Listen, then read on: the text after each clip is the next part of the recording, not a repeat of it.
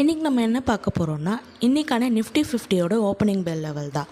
இது market gap up ஆனாலும் சரி, கேப் டவுன் ஆனாலும் சரி, இந்த லெவல்ஸ் ரெண்டுக்குமே பொருந்தும். இப்போ நம்ம லெவல்ஸை பார்ப்போம். 24,314க்கு மேலே இருக்கிற வரைக்கும் பை தான். பட் இதில் டேயோட ரீட்ரேஸ்மெண்ட் ஜோனாக 24,514லேருந்து 24,540 வரைக்கும் இருக்குது.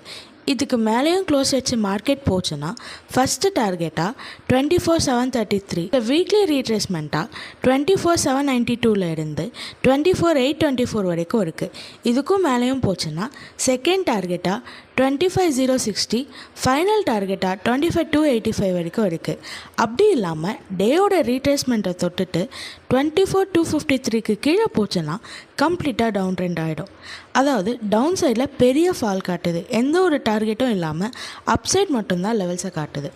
24,314க்கு மேலேயும் க்ளோஸ் வச்சு வீக்லி ரீட்ரேஸ்மெண்ட்டையும் க்ராஸ் பண்ணிடுச்சுன்னா 25,285 கிட்ட வீக்லி எக்ஸ்பிரி முடியவும் சான்ஸ் இல்லை. நான் இப்போ சொன்னது எல்லாமே என்னோடய டீடைல் சார்ட் பிரகாரம் 1 மினிட் டைம் ஃப்ரேமில் தான் நான் சொல்லியிருக்கேன். 25,117லேருந்து 25,184 வரைக்கும் இருக்குது. இந்த பாயிண்டில் தொட்டுட்டு மேலேயும் போகலாம், அப்படி இல்லாமல் கீழேயும் வந்துடலாம். ஸோ இன்றைக்கான லெவல்ஸ் இது தான்.